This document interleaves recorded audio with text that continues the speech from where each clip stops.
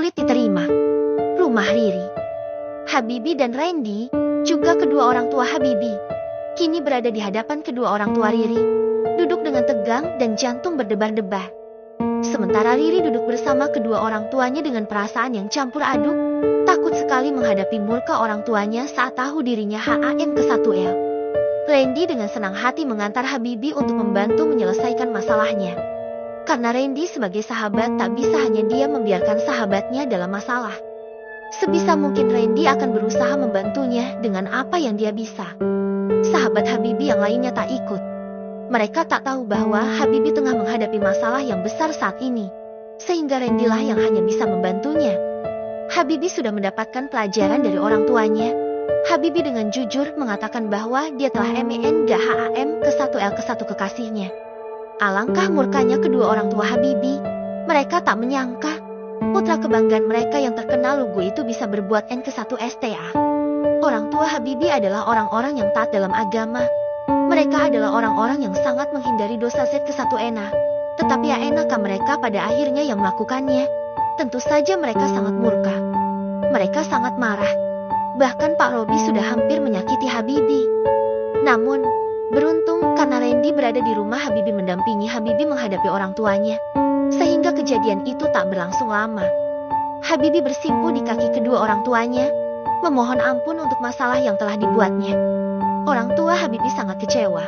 Mereka menangis pilu mendapat KOTORAN di wajah mereka yang disebabkan oleh enakannya. Namun, orang tua manapun pasti sangat menyayangi enakannya.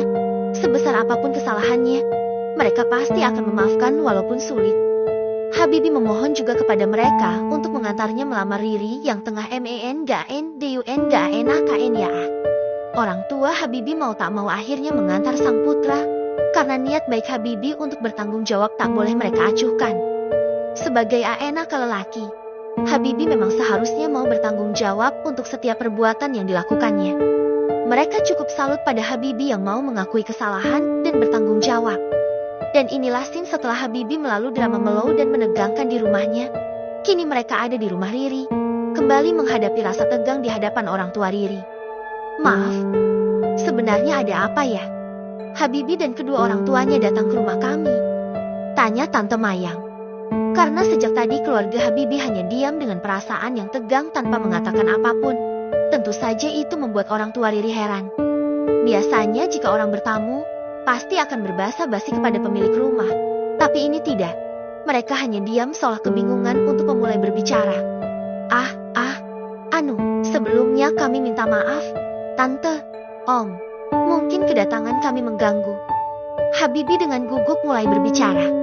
Pemuda yang terkenal kalem itu memberanikan diri berbicara. Karena jika tak memulainya, urusan takkan pernah selesai. Enggak kok, kami sedang senggang. Kami senang dengan kedatangan kalian, jawab Tante Mayang ramah. Ya, kami senang kedatangan tamu. Tapi tentu saja kami ingin tahu maksud kedatangan kalian. Karena rasanya tak mungkin kalian datang malam tanpa ada maksud. Timpa Pak Nurdin, ayah Riri. Habibi dan Randy saling menatap. Habibi meminta saran pada Randy untuk melakukan apa selanjutnya. Randy mengangguk, sebagai tanda bahwa Habibi harus berkata jujur saat ini juga. Orang tua Habibi bungkam 1000 bahasa. Mereka masih merasakan kekecewaan yang mendalam. Belum bisa mengatakan apapun. Bahkan hanya untuk mengatakan bahwa mereka ingin melamar Riri untuk Habibi. Pak Robi yang tampak sangat terpukul itu memalingkan muka ketika enakannya ingin diberikan bantuan untuk menyampaikan maksud kedatangan mereka. Habibi mengerti. Ayahnya sangat marah padanya. Habibi harus bisa mengatasinya sendiri. Begini Om, kami datang kemari untuk... Habibi ragu meneruskan kalimatnya. Untuk apa? Tanya Pak Nurdin. Saya ingin. Habibi tetap ragu. Tenggorokannya terasa kering, hingga dia terus-menerus menelan ludahnya. Riri yang duduk dengan orang tuanya pun tak nyaman duduk. Jantungnya terus berdebar-debar. Tangan gadis itu gak kayak ram ujung bajunya. Menunggu reaksi kedua orang tuanya ketika Habibi jujur. Jangan ragu, katakan saja, pinta Pak Nurdin. Habibi menarik nafas dalam. Habibi harus jujur. Apapun yang terjadi setelah ini, Habibi siap menerimanya. Saat Habibie hendak membuka mulut untuk berbicara lagi, tiba-tiba, kami ingin melamar anak kalian untuk dijadikan istri oleh putra kami, Habibie. Pak Robi langsung menyampaikan maksud Habibie. Habibie melongo. Dia pikir ayahnya enggan membantu karena dia telah membuat kesalahan besar. Tapi ternyata ayahnya masih mau membantunya. Randy pun tak kalah terkejut. Pak Robi tadi memalingkan muka dan tak mau membantu anak-nya. Tapi sekarang dengan lantang melamar Riri untuk Habibie. Melamar? Itu sesuatu yang sangat baik. Tetapi untuk saat ini, saya rasa belum waktunya Riri menikah. Karena dia juga masih BRSEKOLAH. Mungkin tentang pernikahan bisa dibicarakan nanti setelah Riri lulus kuliah. Pak Nurdin secara halus menolak lamaran. Karena Riri masih SEKOLAH. Habibie kecewa mendengar jawaban orang tua Riri. Ternyata memang tak mudah melamar gadis yang masih SEKOLAH. Tapi mereka harus secepatnya dinikahkan. Pak, timpa Pak Robi serius. Ayah dan Ibu Riri menatap dalam pada Pak Robi. Mereka pasti bingung. Mengapa Pak Robi mengatakan itu? Bukankah seorang gadis boleh menolak lamaran sesuka hati jika memang belum siap? Maksudnya apa? Pak, anak kami masih SEKOLAH, belum waktunya menikah. Pak Nurdin terlihat bingung menanggapi perkataan Pak Robi. Mereka harus segera dinikahkan. Jika tidak, maka Pak Robi menatap TAJAM putranya dan pada Riri, keduanya menunduk. Maka apa? Tanya Tante Mayang. Mereka akan menimbulkan masalah yang besar, yang akan membuat keluarga kita malu. Jawab Pak Robi. Semakin bingunglah orang tua Riri saat ini. Mereka benar-benar merasa diberikan teka-teki oleh Pak Robi. Maaf, tapi saya nggak mengerti maksud perkataan Anda. Masalah apa yang Anda maksud? Tanya Pak Nurdin tak sabar. Pak Robi menghela nafas dalam dan menghembuskannya. Putri kalian HAM ke-1L. Dan putra kamilah ayah dari JAN ke-1N yang di KAN DUN gaknya. Ucap Pak Robi dengan suara serak, seolah menahan tangis. Mendengar itu, seketika kedua orang tua Riri berdiri dari duduk mereka dan MELOTOT tak percaya. Apa maksudnya ini? Tanya Pak Nurdin dengan suara yang lantang. Itulah maksudnya, alasan kenapa Habibie ingin menikahi Riri, karena Riri tengah HAM ke-1L hasil dari perbuatan mereka. Jawab Pak Robi pasrah. Astagfirullah. Pak Nurdin berucap, mengusap dadanya pelan. Pak Nurdin langsung menoleh pada putrinya yang sejak tadi menundukkan kepalanya. Diraihnya tangan Riri, di TAR ke-1K dengan KSAR hingga Riri berdiri. Apa itu benar? Tanyanya pada Riri. Riri tak menjawab, hanya menangis. Jawab Papa. BNTAK Pak Nurdin dengan mata melotot. Tangannya men-CIN GKERAM tangan Riri. Riri masih tak menjawab. Gadis itu hanya bisa menangis. Aryani Dwi Sulistya, jawab jujur. BNTAK Pak Nurdin lagi, yang mulai kehabisan kesabaran. Pak Nurdin sangat murka. Terlihat sekali dari ekspresi wajahnya dan tubuhnya yang bergetar menahan amarah. Riri mengangguk. Sebagai jawabannya, semakin membumbung amarah dalam diri Pak Nurdin setelah Riri menganggukkan kepalanya. ANAK kurang ajar ya. Bikin malu. SENTAK Pak Nurdin. Pak Nurdin hendak MENAMPAR. Tetapi Tante Maya menghalanginya. Papa, jangan Pak. Tante Mayang dengan linangan air mata meraih putrinya dan mendekapnya. Buat apa dibelah? Dia pantas mendapatkan lebih dari itu. Pak Nurdin tak bisa menahan emosinya. Dia berusaha menjauhkan istrinya dari Riri. Randy dengan cepat MENAR ke-1 ke tubuh Pak Nurdin. Menjauhkannya dari istri dan anak-anaknya. Om, jangan seperti ini. Jangan SAK ke-1T ke-1 anak maupun istri Om. Sadar Om, sadar. Randy menenangkan Pak Nurdin yang dikuasai NAFSU amarah. Diam kamu. Kamu nggak tahu rasanya seperti apa mengetahui AKHM ke-1L oleh lelaki yang bukan suaminya. Kamu nggak tahu resiko apa yang akan kami tanggung akibat perbuatannya. Jadi jangan ikut campur. Pak Nurdin MENEP ke-1S tangan Randy KSA. Tak mau digurui oleh HNAK seumuran itu. Pak Nurdin kembali MENAR ke-1 ke istrinya yang mendekap Riri. Berusaha untuk MEN GHUKUM Riri. Ma, Jangan halangi papa untuk MIN GHYUKYUM dia. Dia pantas dapat HYUKYUMAN. Pak Nurdin meminta istrinya untuk melepaskan Riri. Enggak, jangan sakiti dia, Pak. Mama mohon. Pinta Tante Mayang dengan terus MENDEKAP Riri yang menangis sesenggukan di pelukannya. Tante Mayang tak mau Riri di SAK ke-1T ke-1. Hatinya sakit melihat putri kesayangannya di SAK ke-1T ke-1. Randy juga tak tinggal diam. Dia kembali menjauhkan Pak Nurdin dari dua wanita itu. Om, saya mohon Om sadar. Ini memang kesalahan besar dan dosa besar. Tapi jika Allah saja Maha Pengampun, kenapa Om gak bisa mengampuni anak Om sendiri? Randy mencoba mengingatkan Pak Nurdin. Tapi kamu gak ngerti apapun. Kamu gak ada di posisi saya.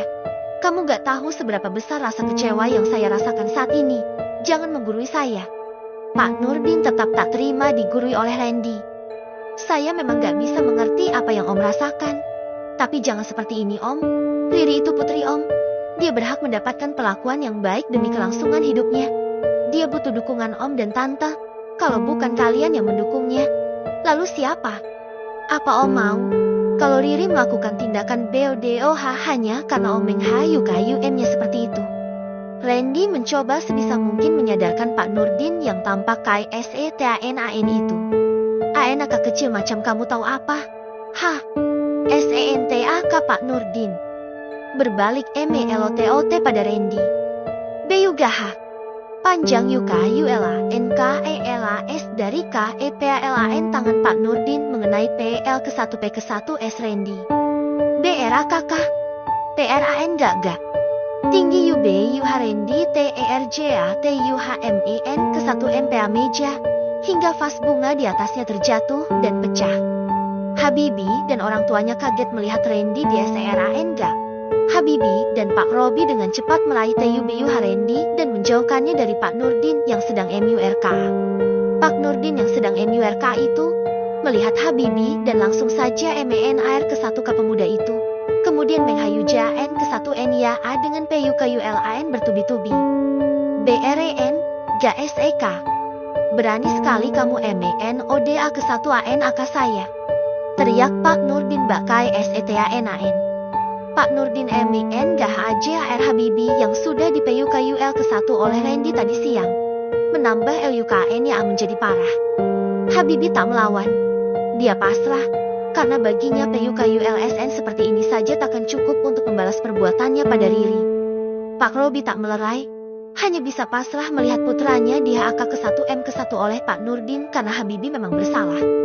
Sementara ibunya menangis tak rela NAKN-nya ADS ke-1 KSA oleh Pak Nurdin. Riri yang sejak tadi dipelukan ibunya, tak rela melihat Habibi di S ke-1 KSA Pak Nurdin.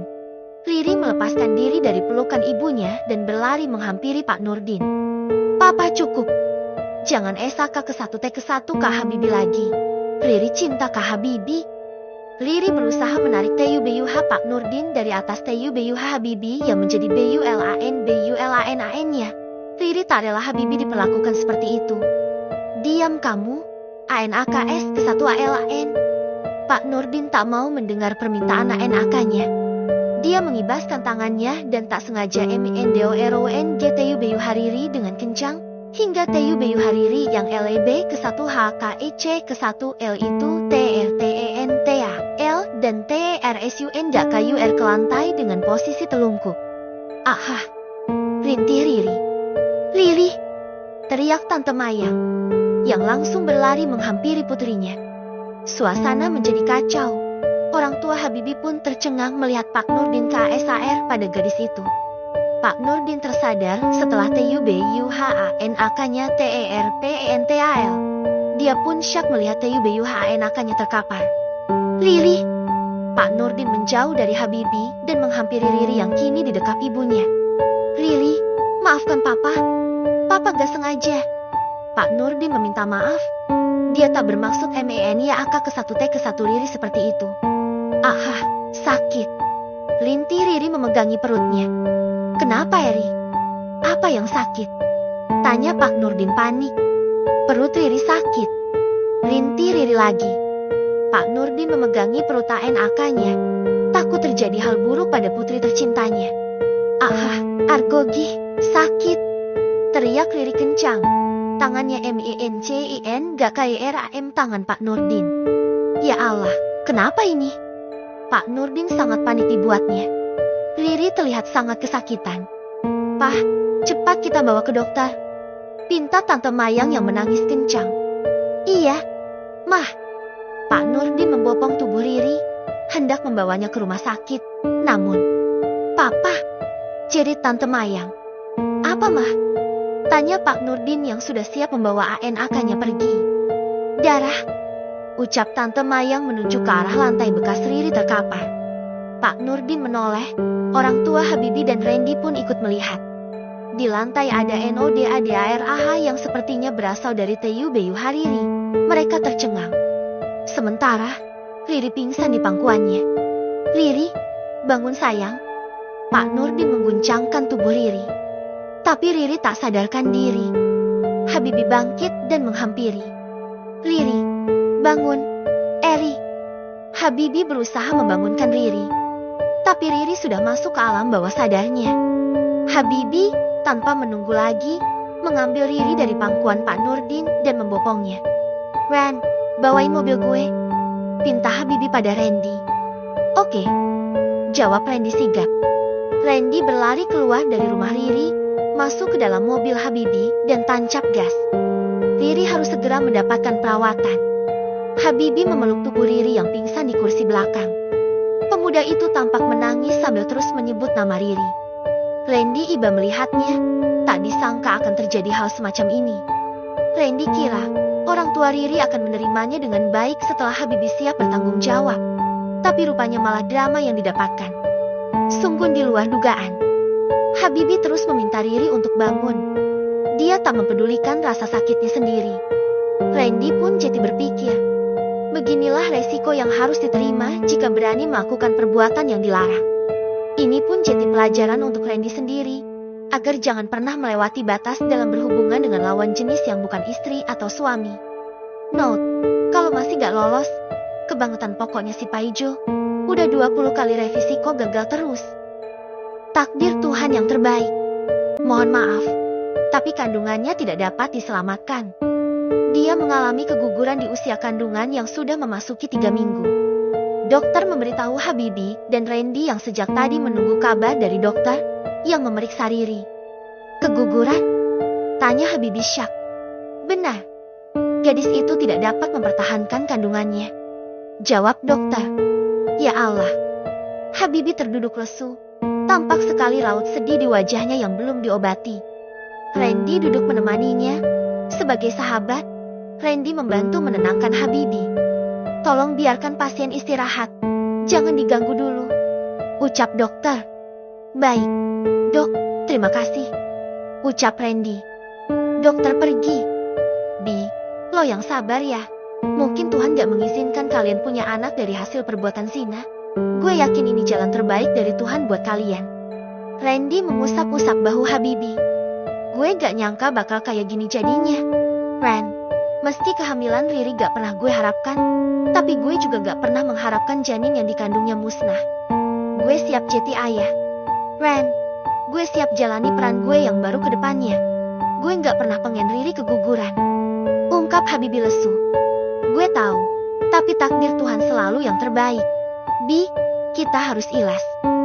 Gue pernah ada di posisi lo waktu Dini keguguran anak pertama kita. Gue juga sama sedihnya kayak lo. Tapi gue mencoba buat ikhlas. Dan akhirnya sekarang Tuhan ganti dengan yang lebih baik. Lo juga harus ikhlas ya. Yakin deh kalau Tuhan siapin rencana lain buat lo. Randy terdengar sangat dewasa dan lebih bijak dalam berkata. Randy merasakan apa yang Habibie rasakan saat ini. Randy pernah sangat terpukul karena Dini keguguran. Dia juga pernah kehilangan harapannya. Tetapi, Randy mencoba untuk ikhlas.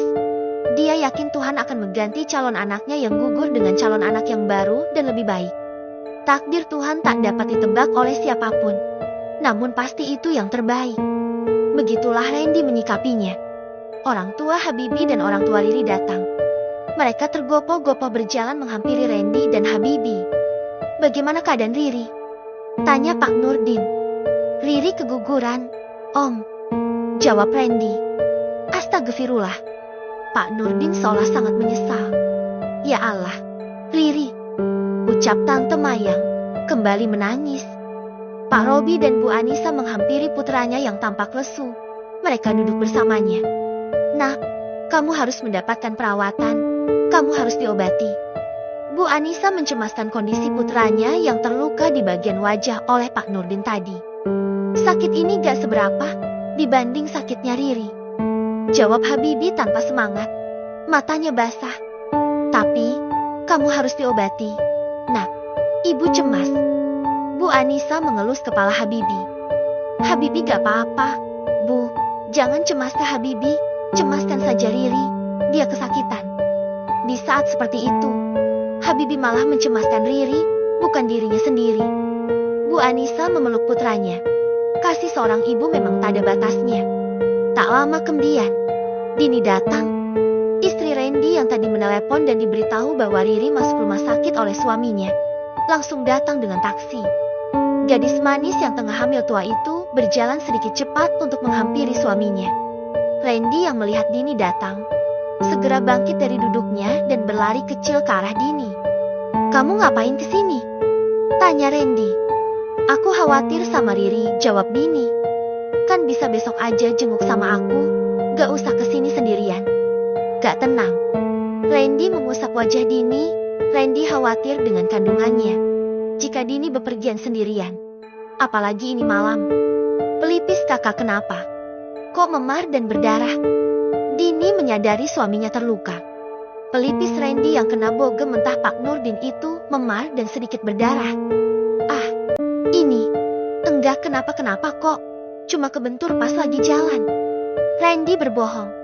Randy tak mau Dini marah kepada ayahnya Riri. Masa sih? Kok kayak bukan kebentur? Ini kayak dipukul. Dini tak percaya.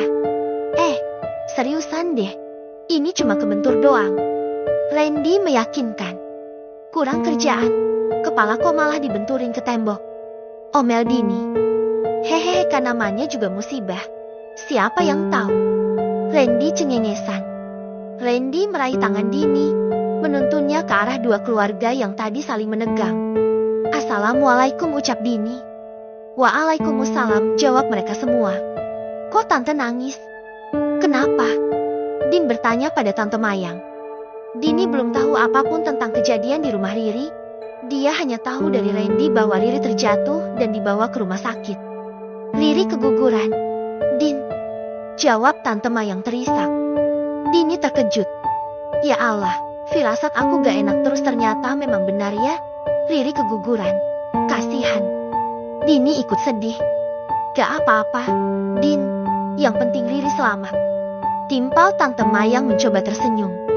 Jika Tante Mayang berusaha bersikap normal, berbeda dengan Pak Nurdin yang sejak tadi bungkam, terduduk di kursi menundukkan kepala. Pria itu tengah menyesali perbuatannya pada Riri. Jika saja bukan karena dirinya, Riri tak akan mengalami hal buruk ini. Dini menatap ke arah Pak Nurdin. Dini mengira Pak Nurdin sedih karena calon cucunya tak bisa diselamatkan. Dini, kandungan kamu sudah besar. Nak, semoga lancar sampai lahiran nanti, ya sayang. Tante Mayang mengalihkan perhatian Dini dengan mengelus perutnya. Amiin. Tante, makasih banyak, ucap Dini ramah. Dini kemudian melihat ke arah Habibi dan orang tuanya yang berada sedikit lebih jauh dari orang tua Riri. Dini melihat Habibi dalam dekapan ibunya yang terisak. Sedangkan Pak Robi sama halnya dengan Pak Nurdin, yang diam seribu bahasa. Dini ingin menghampiri, tetapi Randy menahan tangannya. Dini berbalik, dan Randy menggelengkan kepala, pertanda agar Dini jangan menghampiri mereka. Randy bukannya tak mau Dini tahu tentang masalah ini, tapi untuk saat ini, lebih baik Dini tak tahu apa-apa dahulu, karena Randy mencemaskan kandungan istrinya. Jika Dini tahu sahabatnya keguguran karena Pak Nurdin, juga masalah yang terjadi di rumah Riri tadi, bisa jadi Dini akan terus kepikiran dan melamun supaya bisa membantu. Dan jika Dini sudah seperti itu, kemungkinan stres menghampiri lebih besar, dan stres berbahaya bagi kehamilan. Dini menurut pada Randy, dia mengurungkan niatnya tadi. Sementara menunggu Riri siuman, Habibi dibawa oleh orang tuanya ke ruangan lain untuk mendapatkan perawatan. Pak Nurdin mengikuti mereka dengan tatapannya. Bukan tatapan kebencian lagi yang ditujukan pada Habibi, melainkan tatapan iba. Karena pemuda itu terlihat sangat terpukul lebih dari dirinya. "Kak, pengen pipis," ucap Dini. "Aku antar ya," Randy menawarkan diri. "Enggak usah, aku pergi sendiri aja. Toiletnya nggak jauh," tolak Dini. "Yakin?" "Iya, gak akan apa-apa. Aku akan hati-hati." "Ya udah, jangan sampai jatuh." Dini mengangguk. Dini pergi ke toilet sendirian. Randy masih berada di depan kamar rawat Riri bersama Tante Mayang dan Pak Nurdin. Pak Nurdin bangkit dari duduknya dan menghampiri Randy. "Nak Randy, Om minta maaf atas kejadian tadi. Om benar-benar dikuasai amarah. Om gak bermaksud menyakiti kamu. Tolong maafkan Om, Nak." Pak Nurdin meminta maaf pada Randy atas kejadian di rumahnya hingga menyebabkan Randy terluka. "Enggak apa-apa, Om. Saya baik-baik aja kok. Saya juga minta maaf sudah menggurui Om tadi." Randy balik meminta maaf. "Kamu benar, Nak. Gak seharusnya Om seperti itu. Seharusnya Om bisa menahan amarah dan menghadapi masalah dengan kepala dingin. Mungkin Om gak akan menyakiti siapapun." Pak Nurdin terlihat sangat menyesal. "Sudahlah Om, mari kita lupakan tentang masalah tadi. Kita bicarakan baik-baik dengan keluarga Habibi juga. Karena Habibi sangat terpukul atas kegugurannya Riri. Saya harap, semoga Om bisa memaafkan mereka, baik Riri ataupun Habibi, dan memberikan mereka kesempatan untuk menghalalkan hubungan mereka, agar tak terjadi lagi perzinahan." Randy kembali memberanikan diri memberikan masukan kepada Pak Nurdin. Pak Nurdin mengangguk. "Ya, Om akan mencoba untuk ikhlas," jawab Pak Nurdin lebih tenang. Randy menghela nafas lega. Akhirnya Pak Nurdin sekarang menyadarinya. Ketika Dini terlihat datang setelah dari toilet, Randy dengan cepat mengatakan kepada Pak Nurdin dan Tante Mayang untuk tak memberitahu Dini tentang apa yang terjadi. Meski mereka sempat bertanya-tanya alasannya, namun mereka akhirnya setuju setelah mengetahui alasan Randy meminta kejadian itu dirahasiakan dari Dini. Randy menghampiri Dini yang terlihat kesulitan berjalan. Perutnya yang semakin membesar membuat Dini tak bebas bergerak. Randy dengan setia memapah Dini. Mereka tampak harmonis. "Sayang, ini udah malam. Kamu harus tidur," Randy mengingatkan. "Tapi aku belum ketemu Riri. Besok kita kesini lagi ya. Kita jenguk Riri," Randy membujuk. "Gak mau. Pengen sekarang," tolak Dini. "Kita masuk dan lihat keadaan Riri dulu. Terus kita pulang, oke?" Dini mengangguk setuju. Randy dan Dini meminta izin kepada orang tua Riri untuk melihat keadaan Riri. Setelah diizinkan mereka masuk. Dini mendekati ranjang Riri. Gadis ceria itu masih belum sadarkan diri. Dini mengusap-usap tangannya. "Eri, sorry gue gak bisa lama di sini ya. Gue harus pulang. Maafin gak bisa nemenin lo. Gue ikut sedih atas kegugurannya kandungan lo. Semoga ini yang terbaik dan lo bisa tabah." Dini berbicara pada Riri yang bahkan matanya masih tertutup. "Gue pamit ya, bye," ucap Dini. Randy dan Dini keluar kamar rawat Riri untuk pulang. Mereka berpamitan kepada orang tua Riri untuk pulang. Karena Dini tak bisa berlama-lama di rumah sakit dalam keadaan hamil seperti itu. Orang tua Riri sangat berterima kasih pada Randy dan Dini yang sudah peduli pada anak mereka. Kata maaf tak henti keluar dari mulut Pak Nurdin kepada Randy. Perbuatannya tak bisa dibenarkan dan membuatnya menyesal. Dini dan Randy pun pulang dengan taksi. Malam sudah hampir larut. Angin malam tak baik untuk kesehatan mereka. Sehingga Randy memakaikan sweaternya pada Dini. Randy menggenggam erat tangan Dini selama berada di dalam mobil. Randy berharap Dini takkan pernah mengalami hal yang dialami oleh Riri lagi. Cukup sekali saja seumur hidupnya. Randy akan berusaha sebaik mungkin menjaga istrinya. Karena Randy tak ingin kehilangan salah satu maupun keduanya. Baginya, keduanya adalah hal yang sangat terpenting dalam hidupnya. Note, buat yang sejak kemarin gak bisa buka bab sulit diterima, bisa terus dicoba dibuka ya. Sor selalu berusaha revisi terus. Terima kasih.